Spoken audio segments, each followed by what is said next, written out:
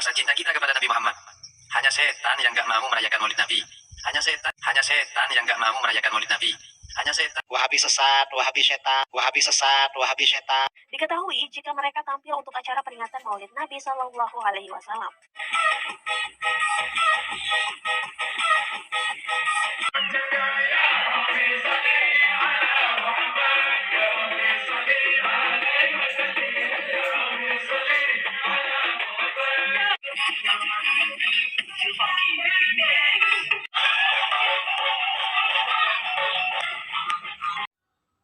Saudaraku tercinta, ma'asyiral muslimin rahimakumullah.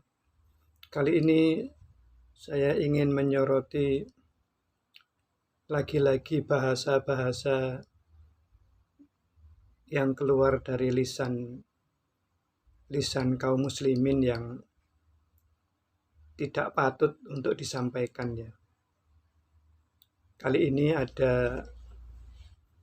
saya tidak begitu peduli siapa mereka ya, tapi nampaknya ini bahasanya mirip-mirip ya dengan Bang Idrus Ramli ya. Nampaknya ini salah satu aswaja yang bahasanya itu mirip-mirip dengan Sani Uye ya, mirip dengan Bang Idrus Ramli ya. Mungkin ini juga murid-muridnya ya. Yaitu dia katakan hanya setan yang gak mau merayakan maulid Nabi. Jadi yang tidak merayakan maulid Nabi itu setan. Sekali lagi, hanya setan yang gak mau merayakan maulid Nabi. Benarkah demikian? Saya ingin sampaikan beberapa hal ya, bahwa kita-kita yang sebenarnya atau siapapun panjenengan yang tidak bermaulid ya, tidak merayakan maulid Nabi, ini justru sebenarnya yang mengikuti apa-apa yang dituntunkan oleh Rasulullah Muhammad SAW. Jadi kita ini dalam beragama kan dilarang ya untuk berkreasi ya. Berkreasi itu di dalam perkara agama ya.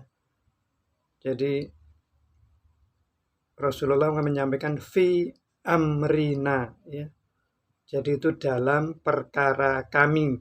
Perkara kami itu ya dalam urusan kami itu ya urusan agama. Rasulullah tidak menyampaikan tuntunan kecuali yang berkaitan dengan agama kita ini, yang berkaitan dengan syariat. Maka berkreasi di dalam bersyariat tentu hal yang keliru. Kenapa? Yang dibutuhkan di dalam bersyariat ini, menjalankan amal ibadah ini adalah mengikuti perintah. Sedangkan merayakan maulid Nabi justru kita tidak mengikuti perintah Rasulullah Muhammad SAW. Jadi makanya kenapa kita ini harus dengan Al-Quran dan Sunnah? Karena Al-Quran yang memerintahkan, Allah memerintahkan melalui Rasulullah Muhammad SAW.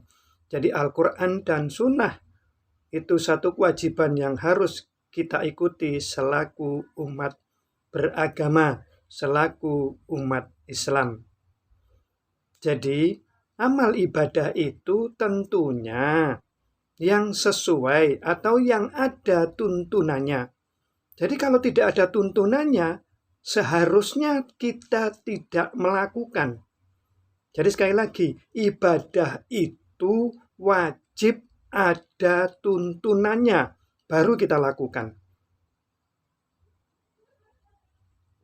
Lalu contoh juga tuntunan itu selain Rasulullah kan juga mengabarkan kepada kita bahwa sunnahku dan sunnah khulafaur rasyidin. Jadi kita bisa mengambil sunnah-sunnah yang dari khulafaur rasyidin. Amal ibadah yang memang benar-benar dilakukan oleh para khulafaur rasyidin. Kita bisa ambil itu sebagai contoh untuk amal ibadah kita kepada Allah Subhanahu wa Ta'ala. Jadi selain Rasulullah itu mengisyaratkan, selain kita mengikuti Rasulullah, itu mengikuti Khulafaur Rasyidin. Nah, apakah maulid Nabi itu dilakukan oleh Khulafaur Rasyidin? Nampaknya tidak. Ya, Rasulullah juga tidak menganjurkan, tidak memerintahkan, ya, juga tidak takriri, tidak menyetujui, tidak memberi isyarat. Ya. Jelas Rasulullah itu dalam, kalau dikatakan merayakan maulid Nabi itu, beliaunya Rasulullah Muhammad SAW itu berpuasa di hari Senin. Saudaraku tercinta, ma'asyiral muslimin rahimakumullah. Kalau dianggap, ya, bahwa hanya orang-orang yang mencintai Rasulullah saja yang melakukan maulid, siapapun yang tidak melakukan maulid berarti tidak cinta Rasulullah.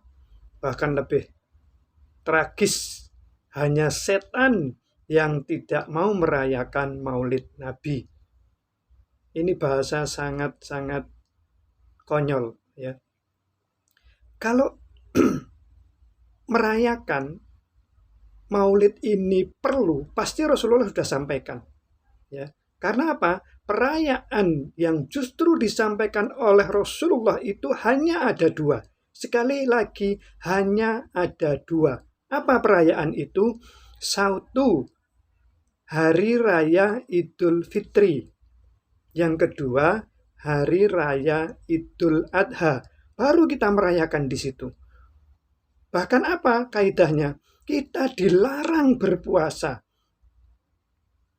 Justru haram kita berpuasa di 2 hari raya itu. Dan caranya sudah juga diberitahukan, yaitu mengagungkan asma Allah. Mengagungkan Allah dengan bertakbir. Banyak-banyak bertakbir di hari raya itu. Baik hari raya Idul Fitri maupun hari raya Idul Adha. Itulah yang disyariatkan oleh Rasulullah Muhammad SAW.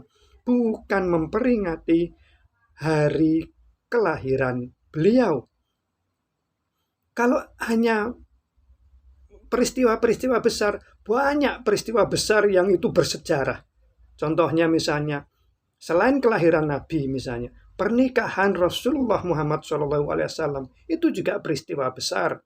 Hijrahnya Rasulullah itu juga peristiwa besar. Isra Mi'raj itu peristiwa besar. Puluhan peperangan yang dilakukan oleh Rasulullah itu juga peristiwa besar.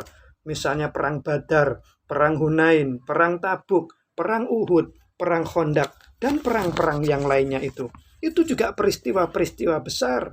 Dan Rasulullah tidak memberikan tuntunan untuk merayakan itu semua.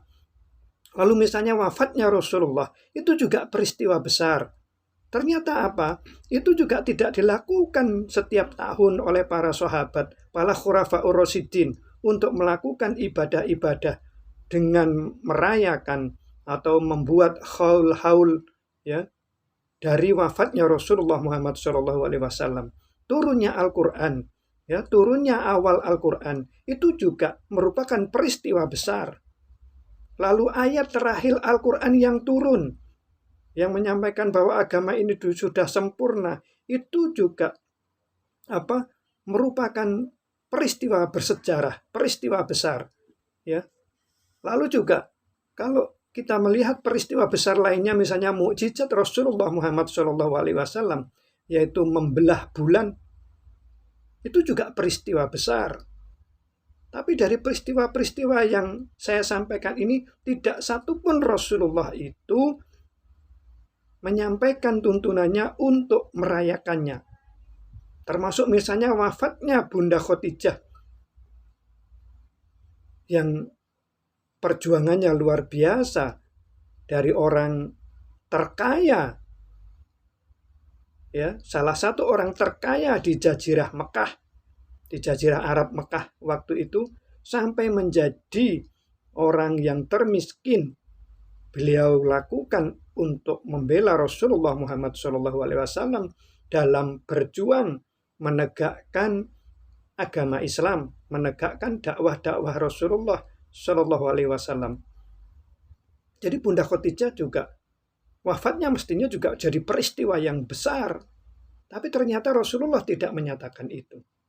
Sekali lagi Rasulullah hanya menyampaikan bahwa hanya ada 2 hari raya, hari yang dirayakan, yaitu Idul Fitri dan Idul Adha. Saudaraku ma'asyiral muslimin rahimakumullah, tidaklah pas kalau kita ini melakukan ibadah, amal ibadah yang tidak dari tuntunan Rasulullah Shallallahu Alaihi Wasallam. Jadi kalau kita tidak mengikuti Rasulullah, tidak mengikuti tuntunan Rasulullah, kita bisa disebut orang yang zolim. Zolim itu salah satu pemahamannya adalah kita meletakkan sesuatu tidak pada tempatnya, termasuk Maulid Nabi tidak kita tempatkan pada tempat yang sebenarnya. Rasulullah sudah menyampaikan bagaimana Rasulullah itu menyikapi.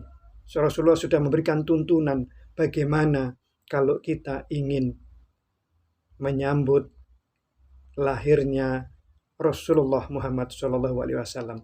Bergembira kita adalah dengan cara mengikuti tuntunannya, yaitu berpuasa di hari Senin.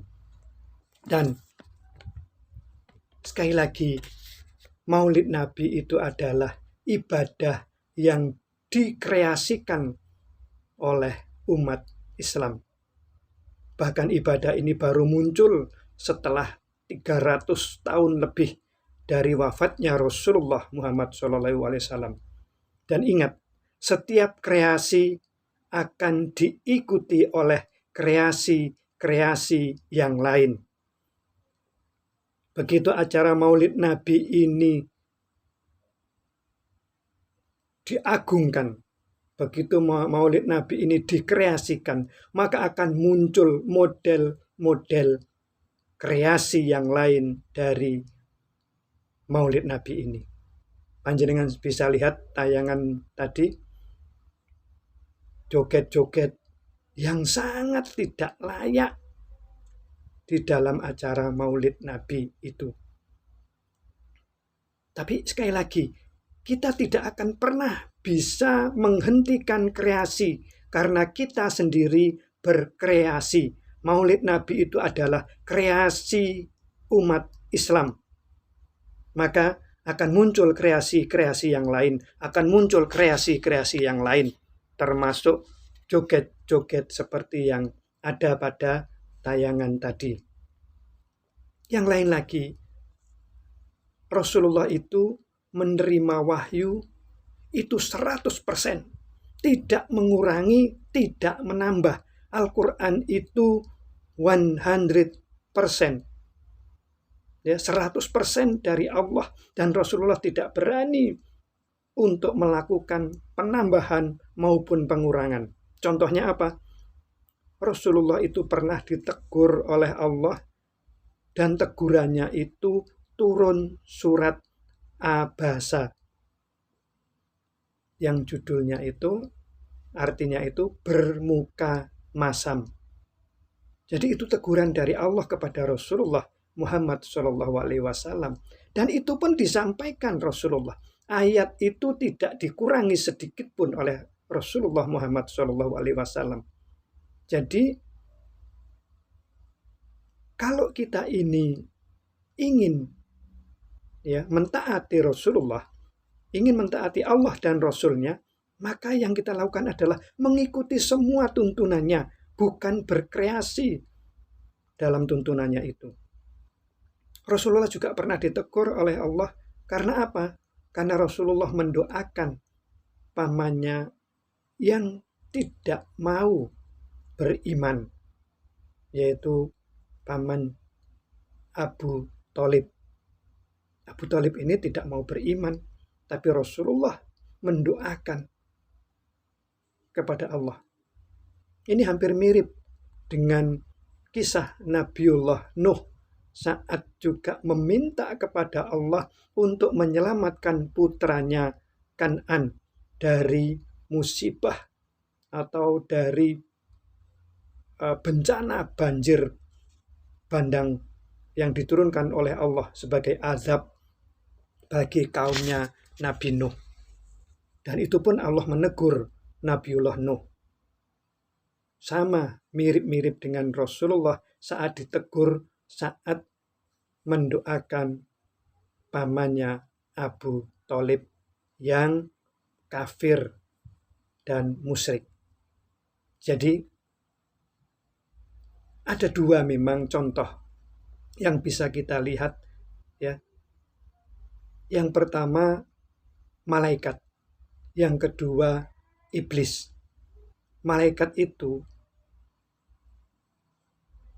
sama sekali tidak mau menyelisih Allah. Malaikat itu 100% mengikuti apa yang diperintahkan oleh Allah. Lalu kalau iblis, setan, itu sukanya apa? Menyelisihi Allah.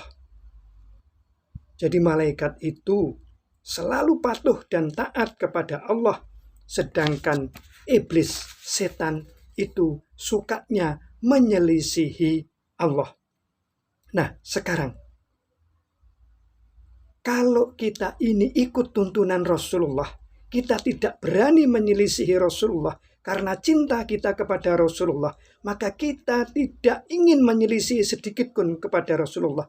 Insya Allah itulah gambaran kita mengikuti cara malaikat dalam taat dan patuh kepada Allah.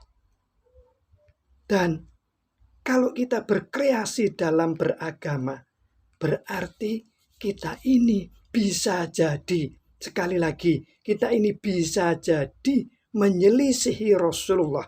Dan sifat menyelisihi Rasulullah itu adalah sifatnya iblis, sifat setan. Maka kalau kita mengikuti Rasulullah, berarti kita memiliki sifat-sifat taat seperti malaikat. Dan siapapun yang menyelisihi Rasulullah, berarti justru kitalah, ya, atau siapapun panjenengan yang sukanya menyelisih Rasulullah, itu adalah sifat-sifat setan. Maka siapakah sebenarnya yang setan itu?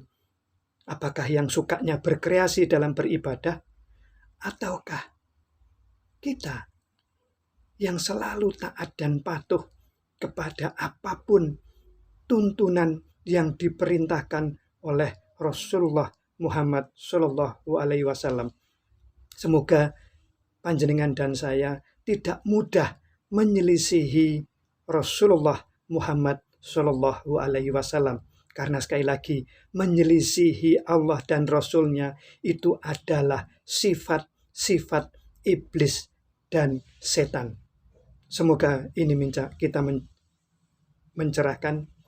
Semoga ini bisa mencerahkan kita semua dan kita digolongkan orang-orang yang taat pada perintah-perintah Allah melalui Rasulullah Muhammad Shallallahu Alaihi Wasallam, dan kita dijauhkan dari berkreasi dalam beribadah, karena berkreasi beribadah itu dilandasi nafsu, dan nafsu itu ditunggangi oleh iblis dan setan. Semoga mencerahkan, dan saya selalu berharap dan berdoa semoga kita bersama-sama Rasulullah Muhammad SAW dirahmati dan diridhai Allah untuk masuk ke surganya Allah Subhanahu wa Ta'ala. Semoga bermanfaat. Terima kasih, mohon maaf. Wallahu alam. Wassalamualaikum warahmatullahi wabarakatuh.